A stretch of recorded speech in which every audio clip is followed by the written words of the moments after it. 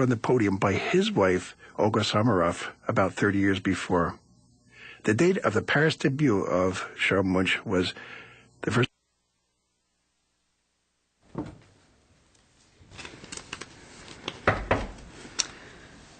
Good evening. I'd like to call the July 8th meeting of the Planning and Zoning Commission to order. And the first item on the agenda is to approve the minutes of June 24th. And are there any additions or corrections to the minutes?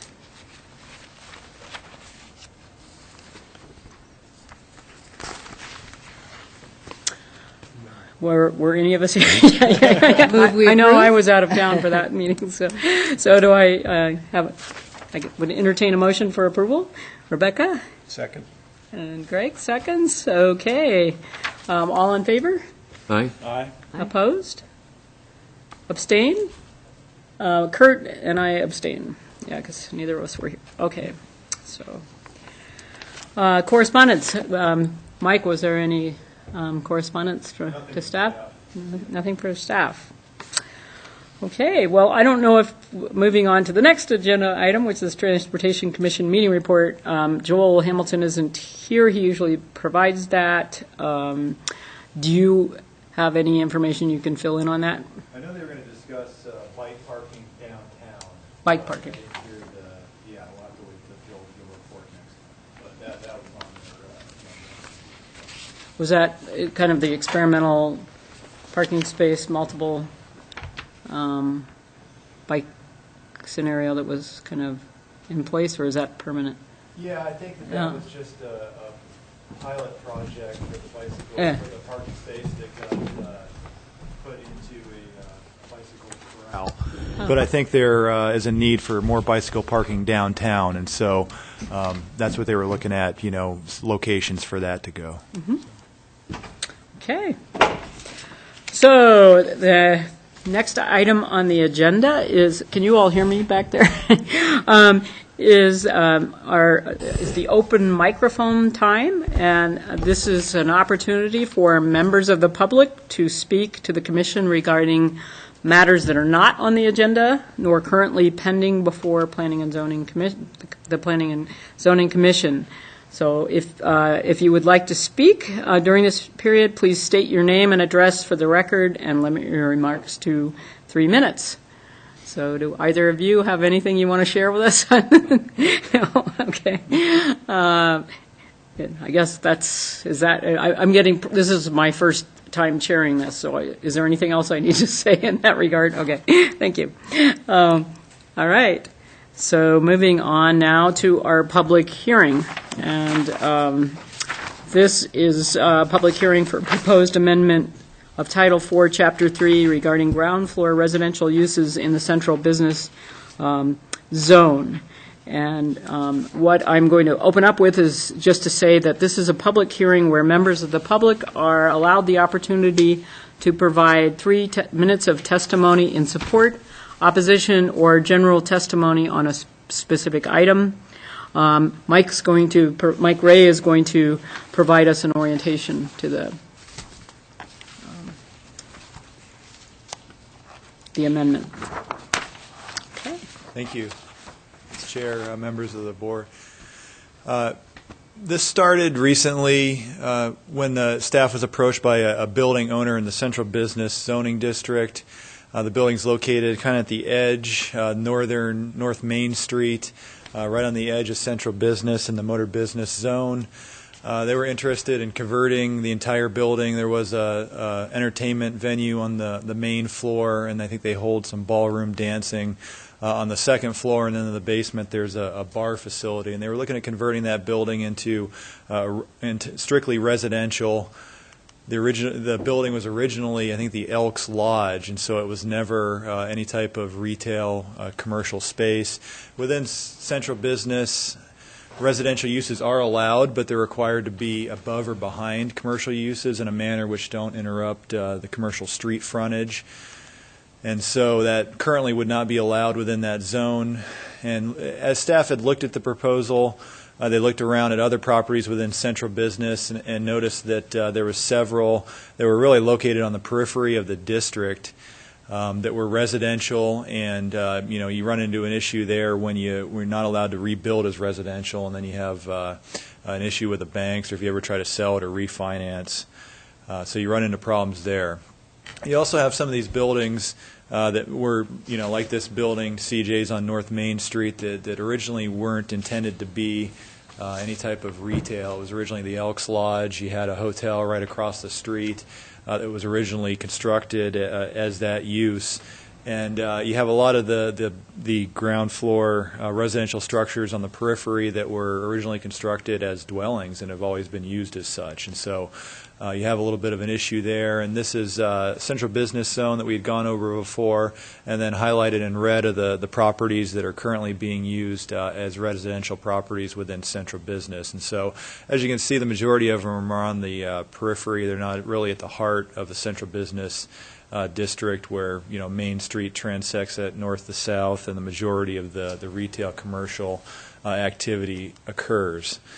So we had looked at the kind of front facade of CJ's building, which is largely in its original condition of when it was originally built. A lot of the windows are walled up. Obviously, with a residential remodel, you'd be required to replace those windows and have emergency egress. But as you can see, the building is really a half floor on the bottom, and it really isn't conducive. You have this is the bottom bar area, and then you walk up the stairs or down the stairs once you enter the front door. So really not conducive to that retail commercial frontage that you typically see downtown.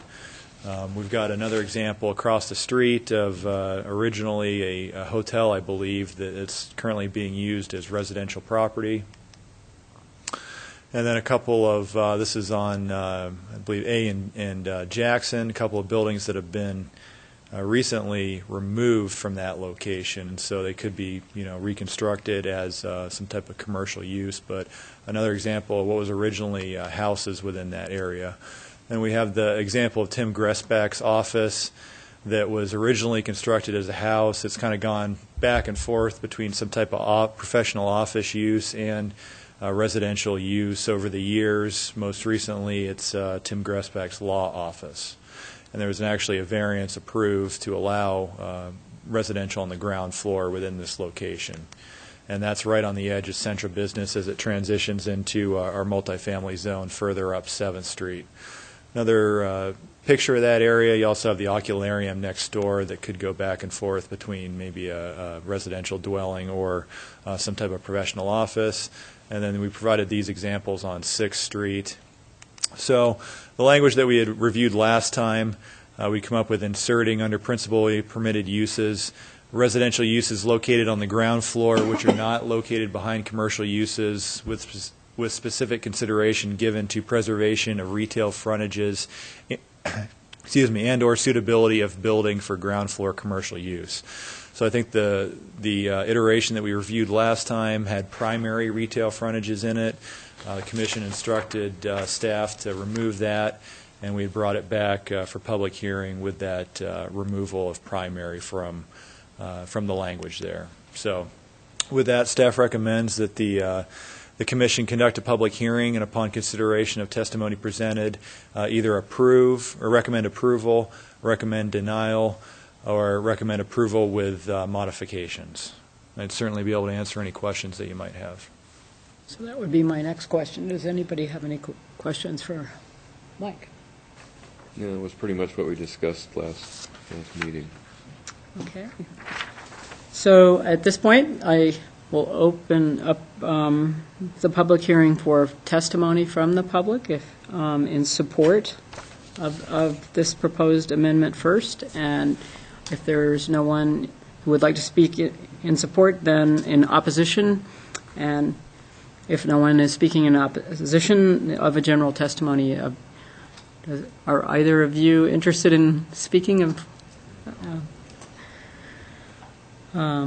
Okay, so that at this point there's no one, so I think we close the public hearing. Okay, or the period for public testimony, and then we can deliberate as a commission. So it's open to discussion. Does anybody have any comments to make? Yeah, tell me everything that you said at the last meeting. Yeah, I missed it also, so enlighten us.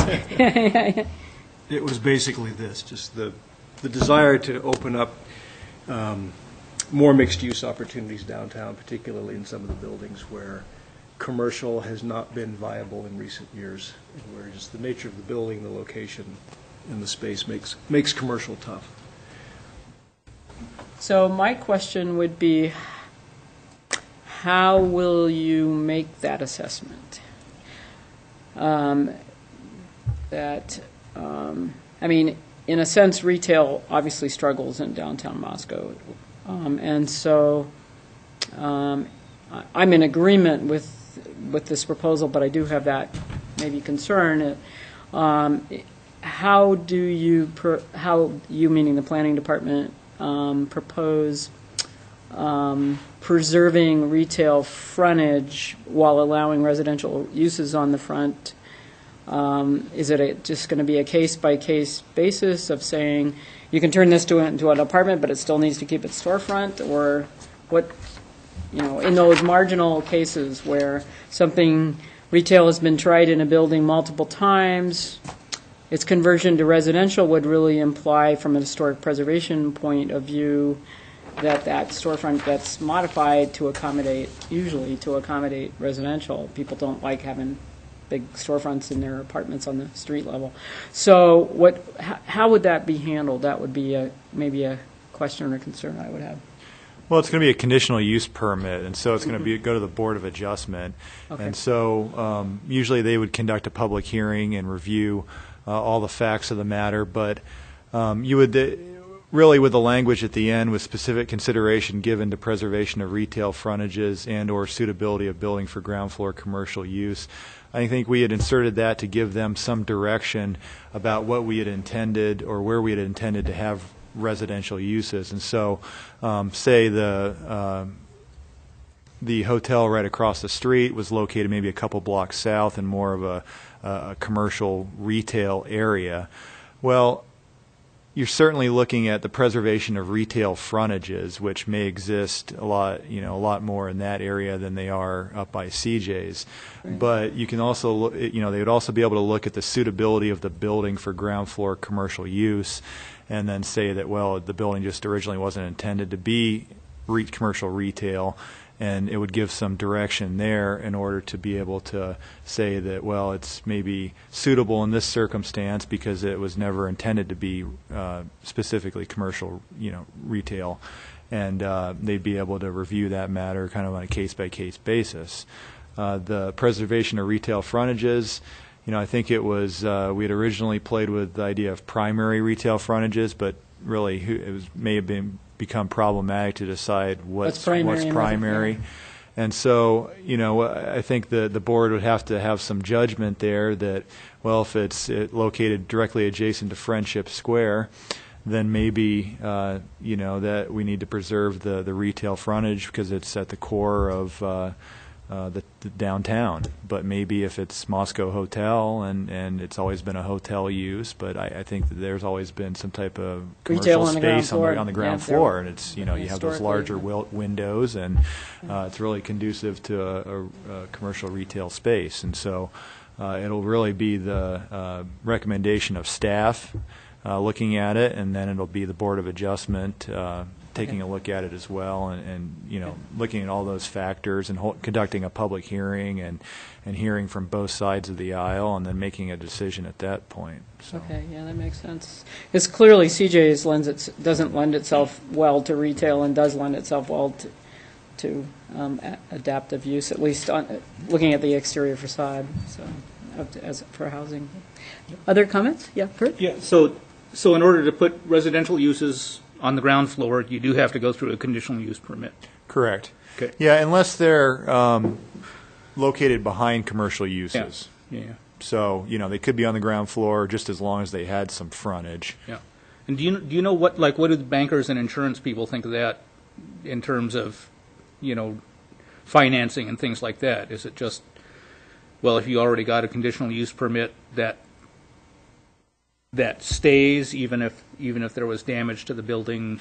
Yeah, it runs with the land. Yeah, So okay. if they got a conditional use permit, then that would be a Place could burn to permitted the use, ground and they could rebuild it as such. Yeah, okay. Yeah, right now, if they didn't have that, and it was just strictly all residential, and it were to burn down, then they would have to incorporate some type of commercial frontage. They could, rebuild however much residential they had, but they would need to incorporate that resident or the commercial frontage in order to be, consistent with the code. So.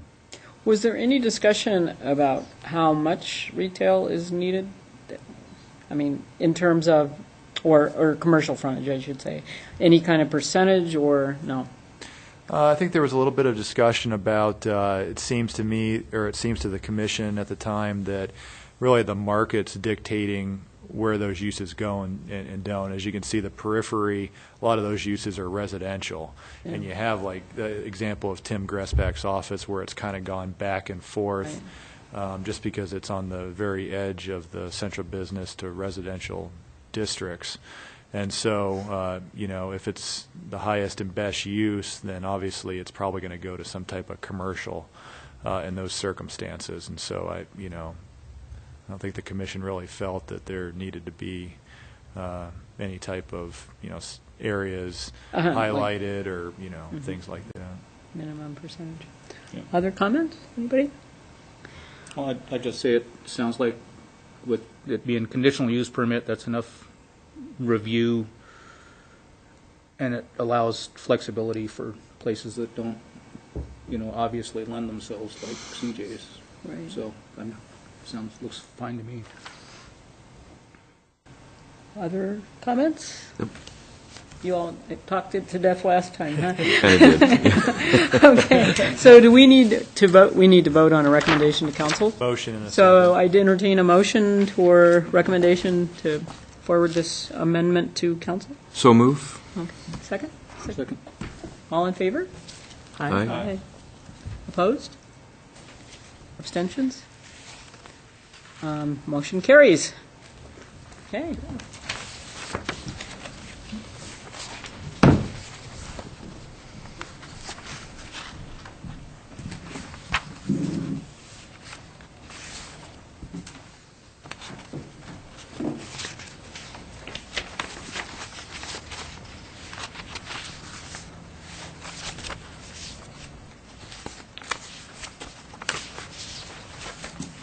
Okay, Mike, we're moving on to Camden Court Planned Unit Development Minor Amendment Request. Thank you. So Mike's going to present background So- information.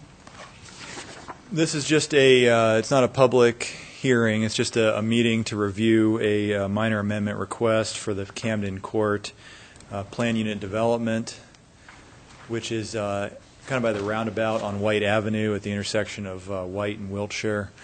And just to give you a little bit of background, this development was approved in October of 2005. The commission actually approved, when they were the final approving body at that point in time, the Camden Court final PUD. It included 13 single-family dwellings. It was once again located at the intersection of White and Wiltshire. And they had a subdivision plat that was concurrently approved with the PUD at the time. And the subdivision plat ended up dividing the property into 13 lots with also a stormwater detention parcel. And the residential lots ranged in size from about 5,000 square feet to 7,300 square feet in size. And then that stormwater detention pond, which is also a kind of a passive landscape open space feature, was about 10,000 square feet in size. You also had a U-shaped, 28-foot wide private access drive. It looks similar to a street, but it's private. Both sides coming off of Wiltshire. And then the PUD itself really was designed for higher density, and you had neo-traditional kind of development style for that PUD. 6 of the 13 dwellings face White Avenue, and they're more of a shotgun style floor plan, long and linear and deep lots. You also have 7 others that really wrap around that Camden Drive, which is the 28-foot wide private access drive for the development. They're generally a little bit smaller than the shotgun-style homes that face White Avenue. And then the stormwater detention pond also is really landscaped as well as the rest of the PUD. And it also functions as kind of the passive open space area, even though the original development was Southgate Second, which is included in, had a parkland dedication and a larger park that will be developed in that area. Have 8 of the 13 homes have already been constructed. And this is the development here in the center of your screen. So really boundary ends over here. Photos from a couple years ago, so these homes here have been constructed. Believe they're still framing on this house here, and then these are the 4 undeveloped lots here. This was the PUD plan with proposed kind of building footprints and landscaping that was originally submitted. Got that access drive here that dead ends for the fire truck turnaround, then loops around back on Wiltshire. They had submitted various conceptual elevations of what the homes were going to look like within Camden Court.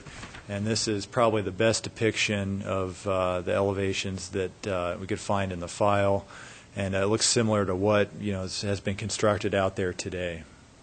So you can see these are kind of the shotgun-style floor plan on White Avenue. They have the long linear floor plan with all of them are really rear-loaded with a garage coming off of Camden Drive. They talk about the architectural influences they had used when designing the buildings. It had a craftsman style, folk Victorian, Mediterranean or mission style, which you don't see too much of out there, and neo-traditional as well. Some more elevations of the buildings that were proposed to be constructed when they went through the PUD. And I have some street views so you can see that they're pretty similar to what's been constructed out there. So this is looking at the ones off of White Avenue. You can see Wiltshire Drive over here on the west side of your screen. Same ones right here on White Avenue. And then this is the one on the very corner of Wiltshire and White. So it's long, linear, and then you have the garage back here accessed off of Camden. You can see that. That's the private drive going in. They do have a sidewalk on that side of the street, and then all these houses are rear-loaded off of with frontage on White Avenue. You can see these are a couple homes that have been constructed, a little bit smaller than the ones on White, like I mentioned before. This is the landscaped stormwater detention swale here in the middle, and the road wraps around, comes back out on Wiltshire. This is a view of the lot number 13, which is in question tonight. It's located right on the corner of Wiltshire and Camden Drive here. So this would be the lot that's directly adjacent to it, that's not part of Camden Court PUD. It's just a house within Southgate Second Edition. The applicant's amendment request has to deal with lot number 13, and they're requesting the orientation be shifted from Camden Drive to Wiltshire Drive, and that's going to be the primary entrance. They also have a driveway with a garage coming off of Wiltshire, just to be able to utilize maybe the lot in a better fashion and layout. Normally, they're still going to have some type of entrance coming off the front of it on Camden Drive, and it would still be in keeping with the same front facade as the rest of the homes that are constructed around Camden Drive. So the only change would be the east side of the house, just having an opening on Wiltshire, as well as the garage coming off instead of directly onto Camden Drive. It appears from the elevations that were submitted to be consistent with the style and the theme of the existing development, and you also have a similar scale and massing to what has been portrayed through the PUD process, as well as been constructed out there in Camden Court PUD. The lots are fairly small, so it'd be hard to develop anything that would be out of the scale and massing that you had been portrayed within the original process and the elevations. So this would allow a transition from Camden Drive houses to the ones that are constructed on Wiltshire Drive. And so from an aerial viewpoint, this would be lot number 13. And then from the landscaping plan, as you can see, lot number 13, all the homes here have driveways that come right out onto Camden Drive. So this house and the floor plan would actually be shifting the house footprint up towards the sidewalk, and then the driveway would be coming off the side with the garage there. So this would be a site plan of the project. There's about a 35-foot front setback is what it shows, but as you can tell from the site plan here, the property lines actually encompass portions of the street. And so that north property line is going to be right there. Once you pull 35 feet back, it's going to end up somewhere around here as the front of the house. And then you can see they'll have a front porch on it like all the other dwellings that are built out there. This is going to be the driveway, and then there's the garage there. And then there's a front porch pergola structure off of Wiltshire Drive. They've submitted floor plans, which are similar to the rest of the floor plans that were submitted for Camden. You can see the entrance still coming off of Camden here, but you have the secondary entrance off to Wiltshire, as well as another entrance here right next to the garage. This is the second floor plan, really similar to the other structures there. This is looking southwest, so at the very corner of Wiltshire and Camden. So this is going to be the front facade facing Camden, so you still have front access, front porch feature, some dormers coming off the front. And then this will be the side off Wiltshire with the garage, secondary access here, as well as the pergola-type structure. Just another view from the east side from Wiltshire. It's from Camden looking to the southeast. And then that would be the west side of the structure. So in reviewing minor PUD amendments, the code lays out 11 criteria. And most of these you don't run into any issue.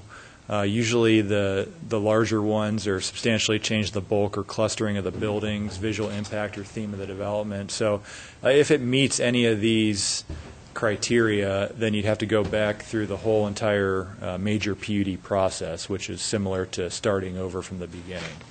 And so in looking through all of these, when staff reviewed it, it doesn't meet any of these criteria. The only questionable ones would be substantially change the bulk or clustering of buildings, visual impact or theme of the development, and location of uses, lots, streets, trails, pathways, doing nothing there. Really just changing one of the entrances, as well as providing direct vehicular access off of Wiltshire Drive. And so staff reviewed the proposed amendment and believes that it does not substantially alter the bulk or clustering of the buildings or the visual impact of the proposed development, and it would be considered a minor amendment. And we recommend approval of the Camden Court minor amendment for their PUD. And I'd certainly be able to answer any questions that you might have. Any questions for Mike? So the only difference is where the garage is.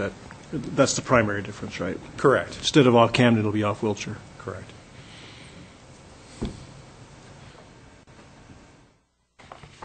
And one curb cut off of Wilshire instead of Camden, correct? Yeah, they won't have a curb cut off. It'll Yeah. just be a sidewalk that comes Right. out to Camden. A lot of them have some type of porch feature on the side. So this is pretty common, especially among the shotgun-style homes off of White Avenue.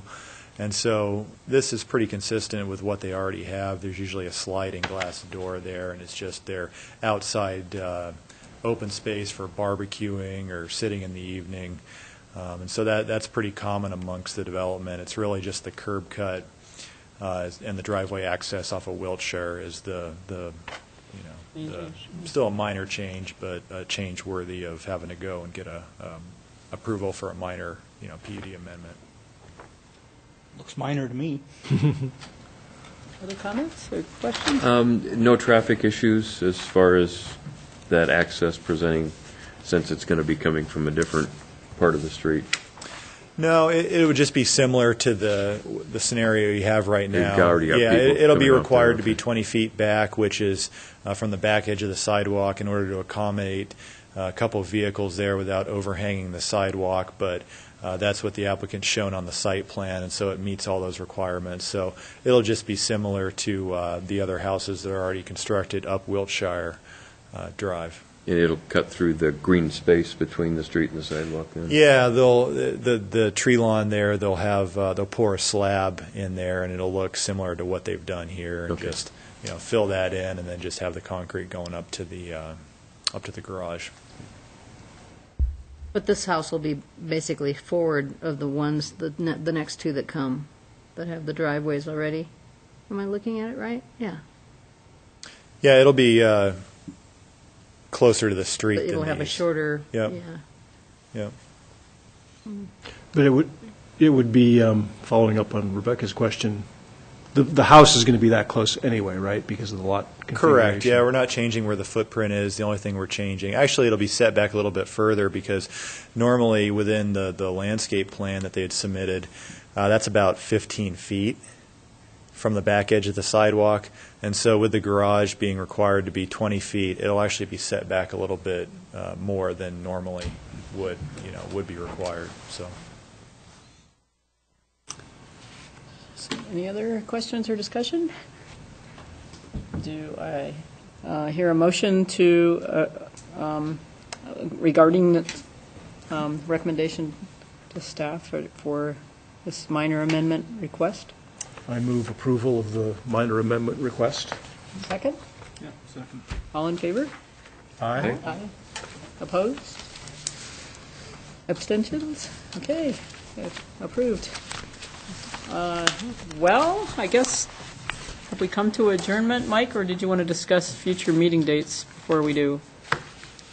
Yeah, we have Harvest Hills coming back, and that'll be July 22nd. And so we figured we'd take a look at the floodplain ordinance as well as relevant criteria and standard at that meeting as well. And so that'll be our next meeting date. And I'll be gone the 22nd. And then meetings in August, what are the dates? And I think I'm gone for the first one, which is, I turned it off, so I don't have a calendar. I want to say August 12th and 26th. 12th, yeah. I know I won't be here for the 12th, but We'll have to approve the relevant criteria on the 12th, and then 26th, I don't know that we have anything queued up. So we may be able to cancel one of those meetings in August. it seems like most people come back to town for when the university gears up, which is usually then, so the later one would probably get a better attendance, would be my guess, but I don't know for sure. All right, I guess I call for a motion for adjournment? So moved. Move. or Okay. Second. That was quick. Everybody wants We to. aren't even going to vote on that one.